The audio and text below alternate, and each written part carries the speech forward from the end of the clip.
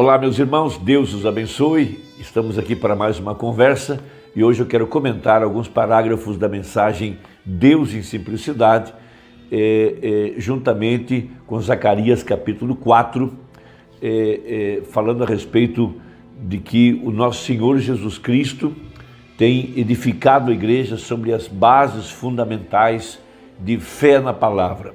E Deus não opera através daquilo que Paulo chamou da carne nesse sentido significando o esforço humano, a inteligência humana, a capacidade humana, mas pelo seu Espírito que em nós habita. O grande segredo de nossa vida cristã é Cristo habitando em nossos corações. Cristo em vós, a esperança da glória, disse o apóstolo São Paulo.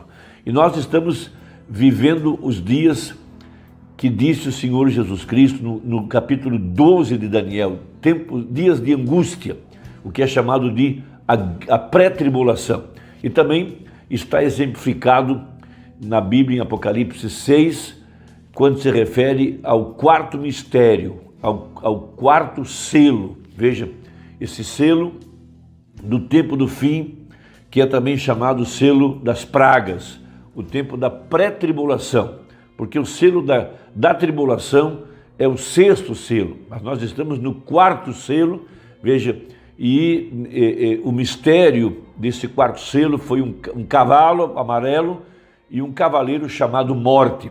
E todos nós sabemos que esse cavaleiro é o anticristo e o falso profeta, e o amarelo é a mistura do branco, do vermelho e do preto que produziu a cor baia, a cor da morte.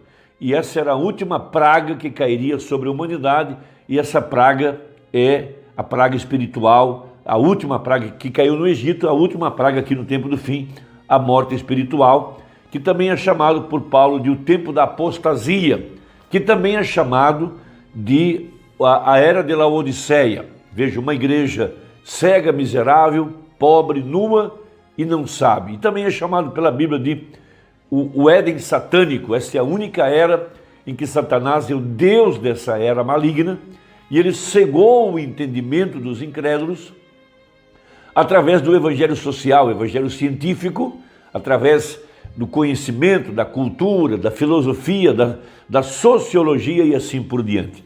Mas nesse tempo, Deus tem trazido à igreja a mensagem de Malaquias capítulo 4, para preparar a igreja para o desafio dessa hora, o desafio do que foi chamado pelo profeta de o tempo do aperto, não a grande tribulação, mas um aperto.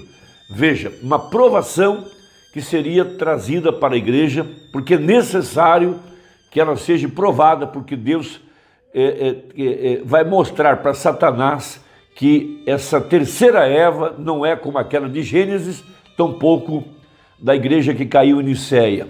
Veja, ele tem trazido uma igreja, veja, edificada sobre justificação, santificação, batismo com o Espírito Santo e, por conseguinte, a plenitude do Espírito Santo, que é a promessa que nós estamos trabalhando agora, de fé em fé e de glória em glória, sendo transformados na imagem perfeita da palavra, e a promessa é a plenitude do Espírito Santo, de acordo com Zacarias capítulo 2, que Deus derramaria sobre nós a plenitude do Espírito Santo logo depois dos dias do ensinador de justiça, de acordo com Joel 2. Ele enviaria um ensinador de justiça, ele faria cair a chuva temporânea seródia, veja, uma chuva na semeadura e uma chuva para a colheita. E nós estamos agora mesmo no tempo da colheita, veja, uma igreja verdadeira, amadurecida, e que tem agora chegado à plena colheita, de acordo com a profecia.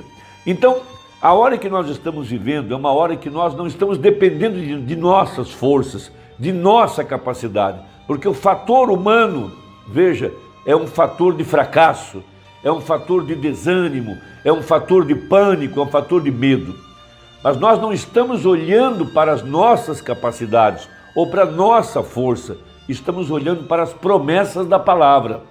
Veja, a exemplo daqueles espias, 12 espias que foram espiar a terra da promessa. Passaram 40 dias espiando, como nós sabemos. Quando eles voltaram, 10 deles carregavam um discurso de desânimo, um discurso de incredulidade, porque eles viram lá os gigantes, as cidades fortificadas e tantas dificuldades, tantos problemas, e eles foram derrotados antes de começarem a batalha. No homem interior, foi ali onde eles foram derrotados. Mas havia lá dois, Josué e Calebe, um tipo da verdadeira igreja aqui no tempo do fim, que não está olhando para o tamanho dos problemas, para as dificuldades, para a pandemia, para a confusão religiosa, para a pressão econômica, para as circunstâncias em que nós estamos vivendo. Nós estamos olhando para as promessas que Deus tem feito. Deus tem nos colocado aqui debaixo do pacto da graça. Veja, não é nada que nós mereçamos, não é por causa de nossa obediência, mas é por causa de sua graça. Veja, aquela pedra cortada sem mãos veio clamando graça, graça a ela. E nós estamos olhando para essas promessas como fizeram Josué e Calebe. Então leiamos Zacarias capítulo 4, a partir do versículo 1. E tornou o anjo que falava comigo e me despertou como a um homem que é despertado do seu sono. Veja, desperta tu que dormes. Veja, desperta de entre os mortos. E me disse, que vês? E eu disse, olho e eis um castiçal todo de ouro e um vaso de azeite no cimo, com as suas 7 lâmpadas. E cada lâmpada posta no cimo tinha 7 canudos. Ele estava contemplando o mistério das 7 eras da igreja. Veja, estava sendo revelado a ele o mistério do poder do Espírito Santo, sustentando essas 7 igrejas de Apocalipse. Muito embora ele viu a visão e não a compreendeu. Mas veja, e por cima dele 2 oliveiras, uma à direita do vaso de azeite e outra à sua esquerda. Veja, a igreja sendo suprida continuamente do azeite. Por isso Jesus disse, minhas palavras são espírito e vida.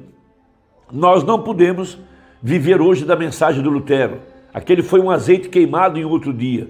Tampouco podemos viver da mensagem de Wesley. Foi azeite queimado em outro dia. Tampouco podemos viver da mensagem dos pentecostais. Foi azeite queimado em outro dia. Temos que viver do azeite de nosso dia. Esse é o dia da pedra angular. Esse é os dias da vinda do leão da tribo de Judá em Apocalipse 5. Veja, uma era efesiana, uma igreja sendo liderada pela revelação, sendo liderada pela mensagem profética de Malaquias 4, voltando ao primeiro dia, onde aquela igreja estava ungida com a unção poderosa do leão da tribo de Judá, o grande conquistador, Jesus Cristo, que desceu do céu em Apocalipse 10, com um livro na mão, e esse livro é um título de propriedade.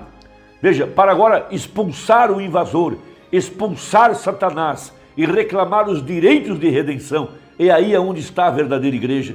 Que dia glorioso estamos vivendo. Veja, seguindo a leitura, e falei e disse ao anjo que falava comigo, dizendo, Senhor meu, que é isto? Então respondeu o anjo que falava comigo e me disse, não sabes tu o que isto é? E eu disse, não, Senhor meu. Veja, ele não pôde compreender a profecia, porque não lhe foi revelado. Veja, nenhum dos profetas da antiguidade, nenhum dos sábios da antiguidade pôde conhecer o mistério, veja, daquilo que estava escondido dentro ou na parte de trás da mente de Deus, o mistério que era a sua igreja. Veja, esse mistério foi escondido. Veja, era o segredo que Deus tinha na parte de trás de sua mente.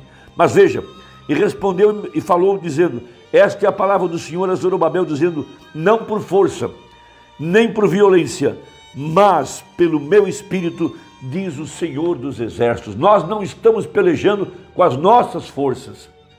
A nossa força, ela falha, ela é humana. Mas veja, é o Espírito quem peleja por nós. Esta é uma obra santa, é uma obra de Deus, é uma obra prometida na Bíblia. Estes dias em que nós estamos vivendo, é o tempo da restauração completa de tudo aquilo que Adão perdeu. É o tempo da restauração da árvore noiva, é o tempo da estatura de um varão perfeito, é o tempo do poder da palavra falada, que seria restaurada a verdadeira igreja. Esses são mistérios que estavam escondidos dentro da Bíblia. Então veja, esse é o tempo da restauração completa de toda a palavra. A igreja agora tendo acesso aos mistérios escondidos dessa civilização de fé, dessa civilização que vive de fé na palavra.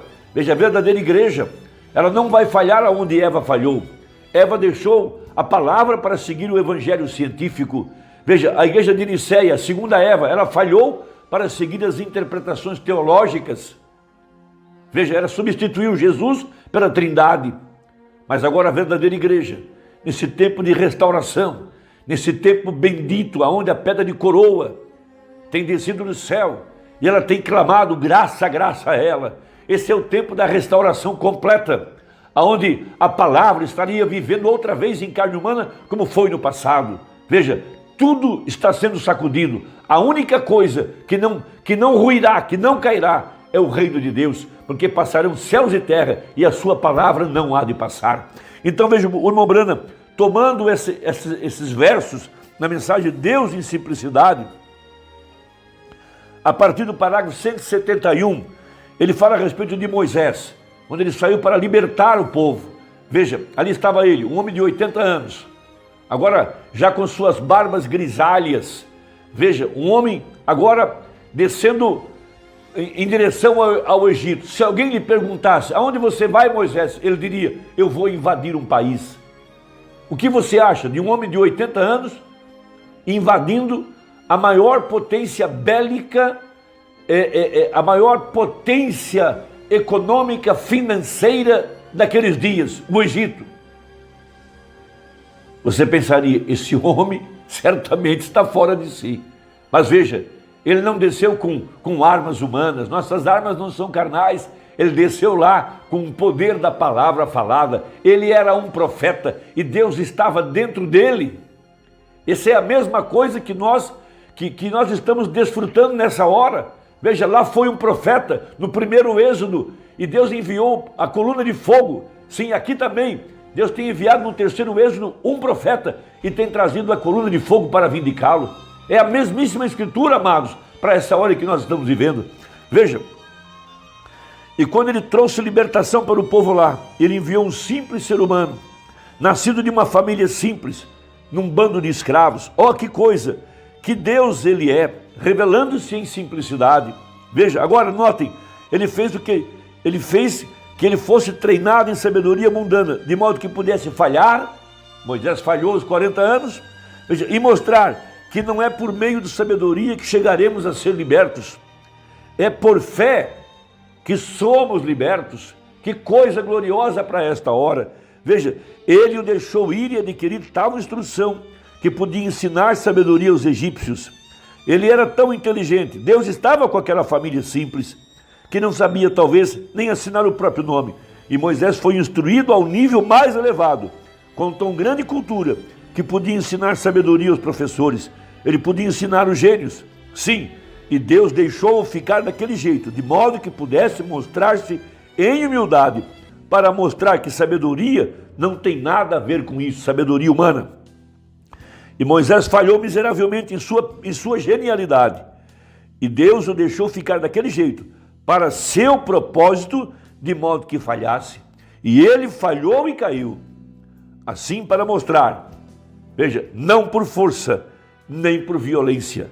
Veja, não pela sabedoria do Egito, não pela sabedoria de nossas escolas, não pela força de nossos seminários, não pela qualidade de nossas organizações, não pela força do nosso ensino escolar, mas pelo meu espírito, diz Deus. Veja, sua sabedoria estava definhada e nas últimas, quando ele encontrou Deus na sarça ardente lá, ele tirou os sapatos e se rebaixou em humildade e esqueceu tudo acerca de sua sabedoria. Veja, é aonde nós estamos. Deus quer uma igreja edificada em fé na sua palavra, que não esteja confiando em suas próprias forças, não esteja confiando em sua própria capacidade, mas está confiando nas promessas que Deus tem feito para a igreja nesse dia. Ele disse, não por força, não por violência, mas pelo meu espírito. É assim que nós chegaremos, veja, a vencer cada desafio desse dia. Chegaremos a vencer cada praga, cada dificuldade, cada obstáculo, cada crise. cada ataque do diabo, porque somos uma igreja predestinada, uma igreja verdadeira. Irmão, que Deus fortaleça teu coração. Até a próxima, se Deus quiser, em nome de Jesus. Amém.